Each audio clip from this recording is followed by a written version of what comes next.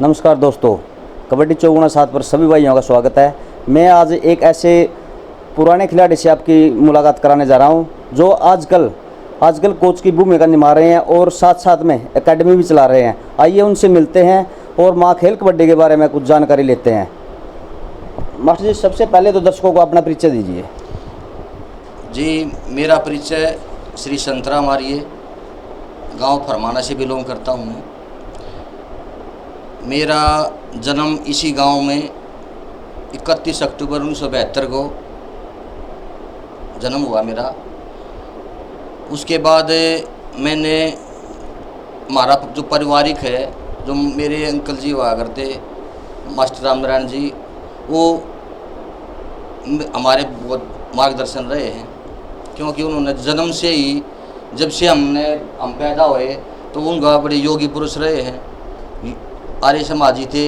योग में और खेल कूद में इतने सक्रिय थे वे, तो हमको भी उनकी बदौलत सुबह हमको उठा कर ले जाया करते और हमको मेहनत करने का शौक़ पैदा किया। हमारे बड़े मेरे अंकल जी थे। उसके बाद मेरे बड़े भाई मेरे साथ बैठे हैं। परिवार में मेरा इनसे बड़ा योगदान किसी का नहीं रहा। और मेरे पिताजी छोटा था, मेरे एक्सपायर हो गए थे।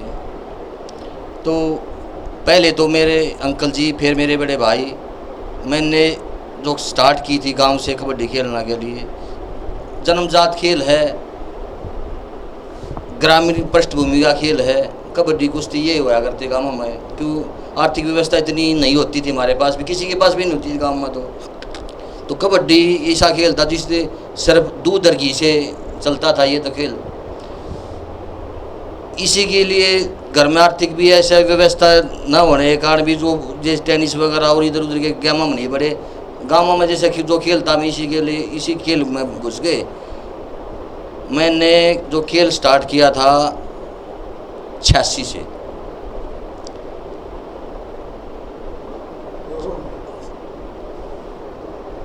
मास्टर जी, ऐसा कौन सा सन था जब आपने मतलब कबड्डी को चुना और खेलना शुरू किया? मैंने 85-86 से स्टार्ट किया था, कबड्डी को स्टार्ट किया था गांव लेवल से। गांव लेवल से स्टार्ट किया। जैसे गांव में हम सब बच्चे खेलते थे, शौक था हमारे गांव में। बहुत बड़े बड़े खिलाड़ी रहे हैं, ज्वाइंट पंजाबी खिलाड़ी हमारे गांव से निकले हैं यहाँ से। तो हमारे जो पहलवान जी थे, धर्मवीर जी थे, उनका भी बड़ा विशेष योगदान रहा था, कि वे हमारे मार्गदर्शन थे। उनको देख कर ही हम सीखते थे कुछ न कुछ। जैसे वे हमको बुलाते थे, छोटे बच्चे थे, आओ मेरे भाइयों बैठो खेलो कूदो, इस तरह का हमारे को बहुत ज़्यादा प्रोत्साहन किया उन्होंने। तो ऐसा कौन सा लक्की ग्राउंड आपका जिसमें आप बहुत बढ़िया खेले, जिससे आपको अपने नाम से जानने लगे खेल प्रेमी? जाट कॉलेज सोनीपत के ग्राउंड से ही मेरे को नाम से परिचित होने लगे थे। जब मैंने कॉलेज में एडमिशन लिया, हमारे टीपी साहब हुआ थे सुखबीर सिंह खत्री, हमारे जो सीनियर खिलाड़ी थे चांदराम जी थे, सतबीर सिंह खटाना थे, दिनेश थे, शमशेर हुआ करते इरमाजरे से। तो उनके साथ ही मैंने नाम पाया मिलकर। आप शुरू से ही कबड्डी की तरफ चले गए या आप किसी और गेम में भी आपका इंटरेस्ट था? मैंने खाली 2 महीने वॉलीबॉल खेला और मैं वॉलीबॉल में स्टेट लेवल तक भी गया हूँ। तो वहाँ कुछ ऐसी घटना होगी, क्यों मैं जब खेलने के लिए गया था, मेरे पिताजी बीमार थे। जब मैं वहाँ टेलीफोन की सुविधा नहीं होती थी गाँवों में, मैं तो जब खेल के आया ना, 50 स्टेट खेल के आया था, तो मेरे पिताजी एक्सपायर हो पाए। तो उसके बाद मैंने अलविदा कर दिया उस खेल को। मास्टर जी, आप इतने बढ़िया कबड्डी खिलाड़ी बने अपने समय में, तो आपने अपने देश के अलावा किन किन देशों का और दौरा किया? मैं 98-99 में पाकिस्तान गया एज ए खिलाड़ी के रूप में। वहाँ 8 मैच हुए। रावलपिंडी है, चिचावंती है, गुजरावाला है, मुल्तान है, लाहौर है, इस्लामाबाद है, और एक आधा जो शहर थे बचते उनके में हमारे मैच हुए। वहाँ थर्ड प्राइम मिनिस्टर कप हुआ, इंग्लैंड की और इंडिया की पाकिस्तान की 3 टीमों में भाग लिया था, जिसमें हम रनर अप रहे थे। पाकिस्तान फर्स्ट आई थी वहाँ। तो पाकिस्तान में खेल कर आपको कैसा लगा और आपका प्रदर्शन कैसा रहा? पाकिस्तान में निचले सतर तक तो हमको मालूम नहीं, क्यों वहाँ जाने तक का मौका नहीं मिला। जो दिखावा था एज ए पॉलिटिशियन का या स्टेडियम के अंदर, हमको ऐसा महसूस नहीं होया वैसे भाई आप हम इंडिया से बाहर खेल रहे हैं।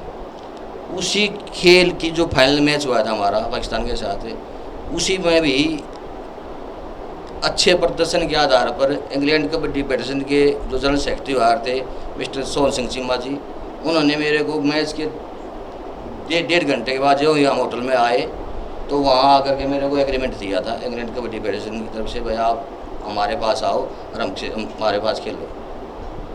तो मास्टर जी आजकल देखते हैं जो भी बच्चा बाहर खेल के आता है खिलाड़ी, उसको बड़ा सम्मानित किया जाता है और यूट्यूब के ज़रिए किसी 100 किलोमीटर 200 किलोमीटर बैठे सभी ने पता लगता है आज फलाने गांव के खिलाड़ी आए हैं, उनका स्वागत बहुत बढ़िया किया है। उस टाइम यूट्यूब का होना का इतना जमाना नहीं था, तो आपका स्वागत कैसा हुआ? ये मीडिया का सिस्टम तो उस टाइम पर था नहीं, लेकिन पर जो हमारे गांव के मौजूदा आदमियों ने, हमारे छोटे उभरते हुए खिलाड़ियों ने, जो हम या हमसे जो बड़े खिलाड़ियों ने बहुत अच्छा मान सम्मान दिया, इतना बढ़िया मान सम्मान दिया कि मेरे को मतलब वो तांव पर याद रहेगा।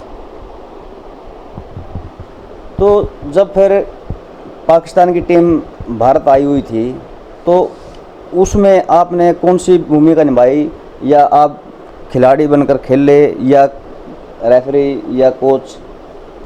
2006 में जब इंडिया की पाकिस्तान की टीम हमारे यहाँ इंडिया में खेलने के लिए आई थी, पंजाब में सारे मैच हुए थे।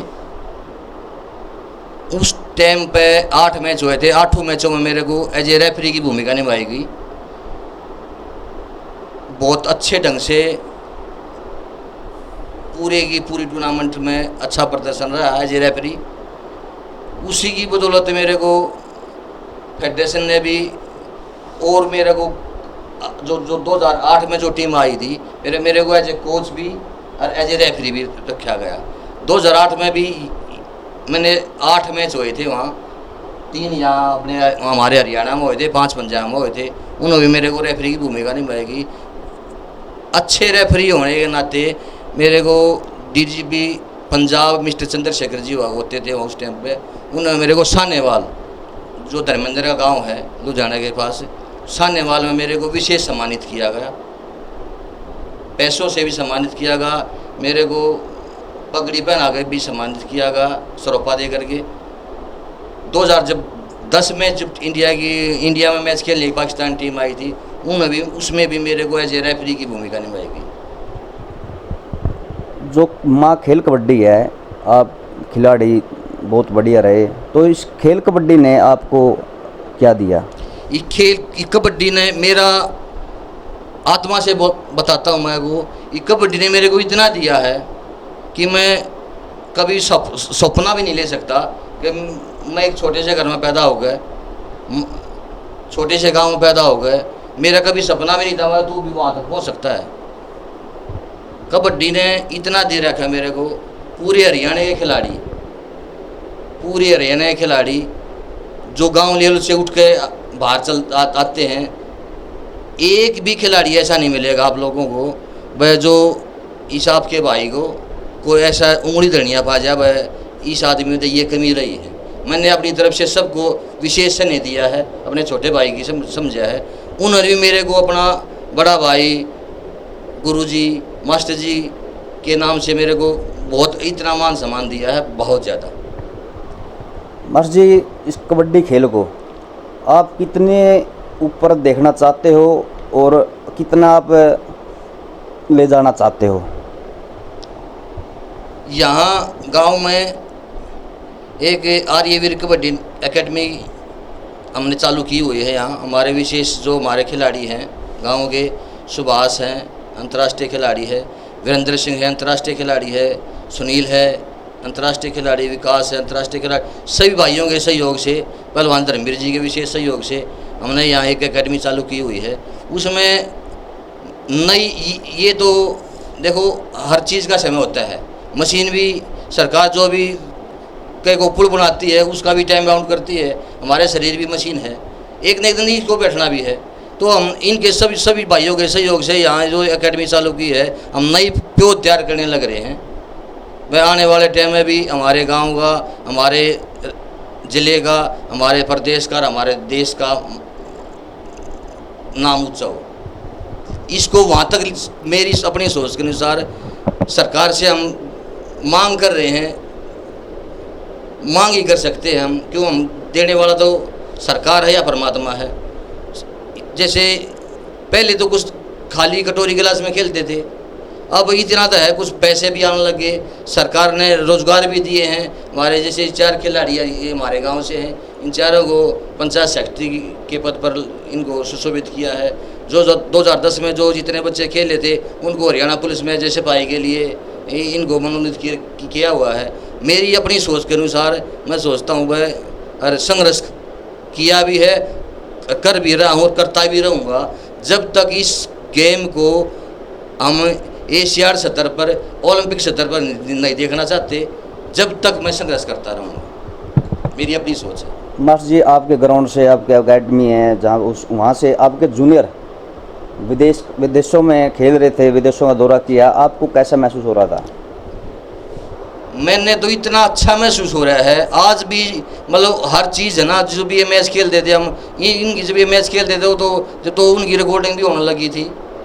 चलो वहाँ तो हम नहीं गए, जैसे जहाँ खेले बेल्जियम वगैरह खेले, स्पेन है, नॉर्वे, ईरान वगैरह खेल गए, तो वहाँ तो मेरे को जाने का मौका नहीं मिला इनके साथ तो। पर लेकिन जब हम मैच देखते हैं ना इनके, तो छाती इतनी चौड़ी हो जाए कि गांठ पाटन हो जाए। वह हमारे जो छोटे भाई हैं, मेरा भी, हमारे सीनियर खिलाड़ियों का भी, हमारे गांव का भी, हमारे जिले का, प्रदेश का और देश को कहाँ तक पहुँचाया है इन खिलाड़ियों ने। इनका बहुत ही अच्छा योगदान रहा है, बहुत ज़्यादा। मास्टर जी, जो कबड्डी 24x7 ने लाइव इंटरव्यू का जो मुहिम चलाई है, तो इसके बारे में आपका क्या कहना? इसके बारे में सबसे बड़ा योगदान है जो लाइव जो किया है 24x7 ने, जो गांव में गली गली तक हर आदमी तक जो पहुंचाने का कार्य किया है, बहुत सराहनीय काम है। इससे पहले किसी चैनल ने ऐसा काम नहीं किया था जी। ये बहुत बधाई के पात्र हैं, इतने बधाई के पात्र हैं कि मैं अपनी तरफ से इस चैनल के जो मीडिया भाई हैं उनको आत्मा से और भगवान से भी उनका ये मांग करता हूँ, परमात्मा इस चैनल को और इन भाइयों को भी जो इनका विशेष योगदान रहा है इस खेल को बढ़ाने में, दिन दोगुनी रात चौगुनी की उन्नति करें। मास्टर जी, मेरा आखिरी सवाल, तो जो युवा पीढ़ी है, नई जनरेशन है, इसके बारे में आप क्या संदेश देना चाहोगे? संदेश मैं ये देना चाहता हूँ, जो भी बच्चा 12, 13, 14 साल का होता है, शरीर ऐसा है जो हर आखिरी सांस तक काम आता है। नशों से बचें, प्राकृतिक जो हमारे खाद्य पदार्थ हैं, दूध है, घी है, फल है, जूस है, बादाम है, इनका सेवन करें। इनका सेवन करते करते आगे बढ़ें और इस माँ खेल कबड्डी का, अपने गांव का, अपने ज़िले का, अपने प्रदेश का, देश का नाम ऊँचा करें। मास्टर जी, आपने कबड्डी 24x7 को अपने कीमती समय से निकाल कर दिया, आपका बहुत बहुत धन्यवाद। Thank you very much. जय कबड्डी, जय हरियाणा, जय मेरा भारत मान। दोस्तों, ये थे मास्टर जी फरमाना से जो आजकल एकेडमी चला रहे हैं। अगर हमारा प्रोग्राम आपको अच्छा लगा तो लाइक, कमेंट, शेयर और सब्सक्राइब अपने चैनल को ज़रूर करें। धन्यवाद।